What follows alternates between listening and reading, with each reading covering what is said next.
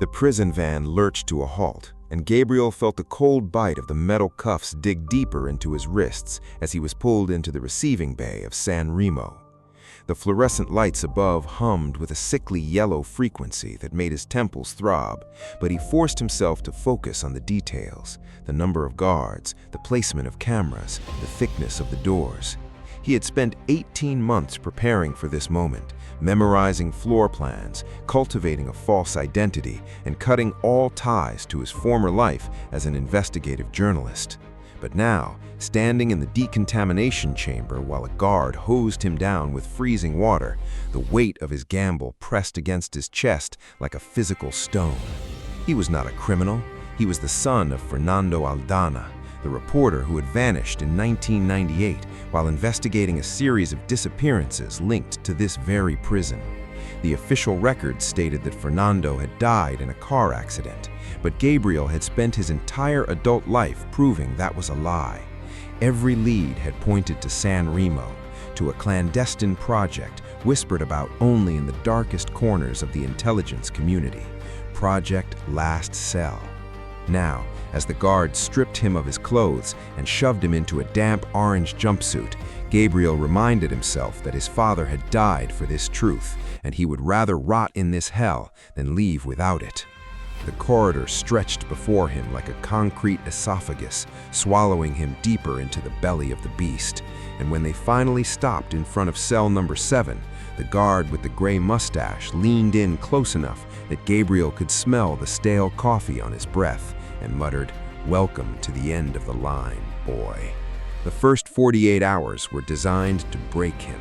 No window, no clock, no human contact except for the silent slides of tasteless food through a slot in the door. Gabriel had anticipated this isolation, had even welcomed it as a chance to listen, to map the sonic geography of his new cage. He lay on the thin, damp mattress and cataloged every sound: the distant clang of a metal door closing 3 corridors away, the rhythmic shuffle of the night guard's boots at precisely 11:15, the drip of water from a pipe that seemed to be directly over his head. But there was one sound that did not fit the rhythm of the prison. Every night, at exactly 3 in the morning, a tapping emerged from the northern wall. 5 beats, a pause, then 2 more. It was not random, it was deliberate, almost like a code. On the second night, Gabriel pressed his ear to the cold concrete and felt the vibration travel through the bone of his skull. The tapping was not coming from the corridor, it was coming from inside the wall itself, as if someone or something was signaling from the other side. He remembered the file he had studied before his infiltration, a single paragraph buried in a declassified intelligence report. Cell Block 7 contains a secondary access point used for undisclosed transfers during the 1990s. The entrance is sealed, but the structure remains intact. That night, Gabriel did not sleep. He traced every crack in the plaster with his fingertips, searching for a seam, a weakness, any indication that the wall was not as solid as it appeared.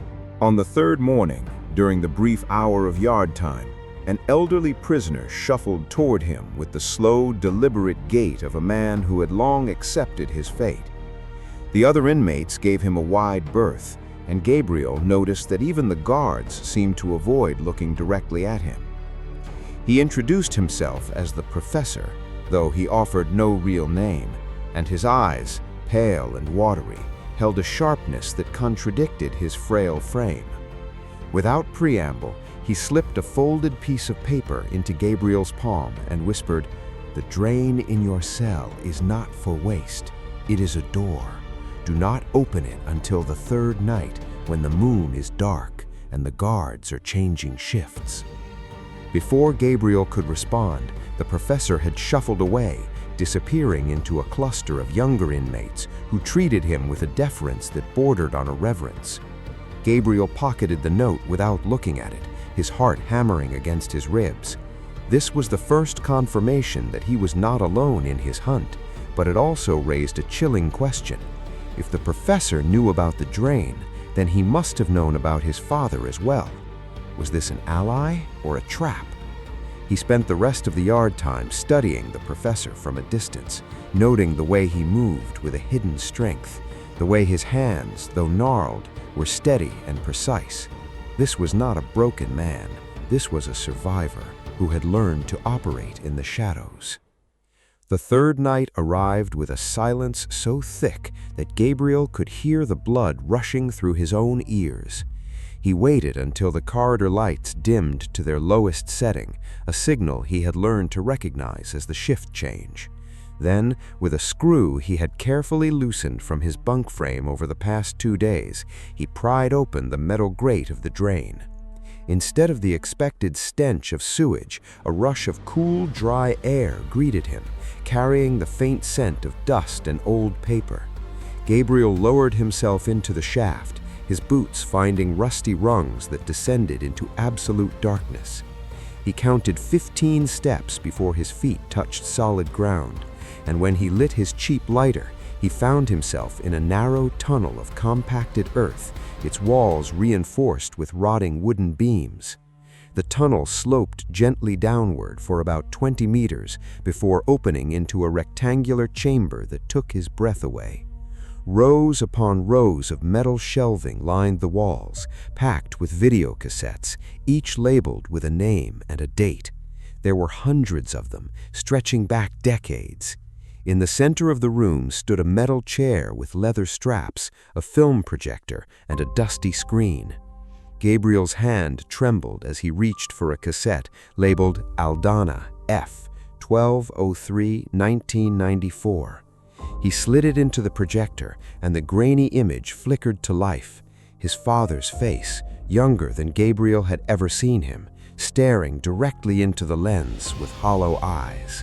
"My name is Fernando Aldana," the recording began, his voice steady but tinged with a weariness that spoke of years of hopeless struggle. "If you are watching this, then I am either dead or wishing I were. I have spent the last 4 years investigating Project Last Cell, a program operated within the walls of San Remo Prison. Its official purpose is the rehabilitation of high-risk political prisoners, but its true function is far more sinister. They do not rehabilitate, they erase. They take individuals who know too much, strip them of their identities through psychological and chemical conditioning, and repurpose them as covert assets for the state. The man who runs this project is a former intelligence officer who goes by the codename the Professor. I have never seen his face, but I know his methods. He is patient, meticulous, and utterly without mercy." The tape flickered, and Gabriel saw his father's eyes dart to the side, as if he had heard a noise. "I have hidden the evidence in a place only my son will know. Gabriel, if you are watching this, do not trust anyone. The Professor has infiltrators everywhere, even within the ministry. Your mother—" The tape cut off abruptly, replaced by static, and Gabriel felt a cold hand grip him from behind. "Your mother is alive, Gabriel." The voice was calm, almost paternal, and when Gabriel spun around, he found himself face to face with the Professor. Not the frail, shuffling old man from the yard, but a man with a straight spine, clear eyes, and a pistol held loosely at his side. "I have been waiting for you since the day your father disappeared. I knew you would come eventually. You are too much like him." Gabriel's mind raced, calculating options, distances, and probabilities. The pistol was within reach, but the Professor's stance was that of a trained operative, and any sudden movement would be fatal. "You killed my father," Gabriel said, his voice barely a whisper, yet steady. The Professor shook his head slowly, a flicker of something like regret passing across his features. "No, Gabriel, I tried to save him. He was the best investigator I had ever encountered, and I wanted him on my side. But he refused to believe that the committee could be dismantled from the inside. He wanted to expose them publicly, and they crushed him for it. I offered him the same choice I am offering you now. Join me, Help me take control of the project and use its resources to bring down the real architects of this nightmare." The professor lowered his pistol and gestured to the wall of cassettes. "Every tape here is a piece of the truth, but none of them contain the names of the committee members. Only I have that list. Help me, and I will give it to you." Gabriel stared at the wall of cassettes, at his father's frozen image on the screen, and felt the weight of 2 decades of grief pressing down on him. He wanted to believe that the professor was offering a genuine alliance, but every instinct honed during his years as an undercover journalist screamed that this was a test. He looked past the professor and noticed something he had missed in the initial shock: a second set of footprints in the dust, leading to a door camouflaged behind the shelving. The prints were smaller, lighter, and they disappeared into a crack that was almost invisible. Gabriel forced his voice to remain level. "If I agree, what happens to the project? Do we shut it down, or do we become what we hate?" The professor smiled, a thin, humorless curve of his lips. "That is the question your father could never answer. He believed in absolutes. I believe in control. If we control the project, we can phase it out, protect its victims, and ensure that no one ever uses it again.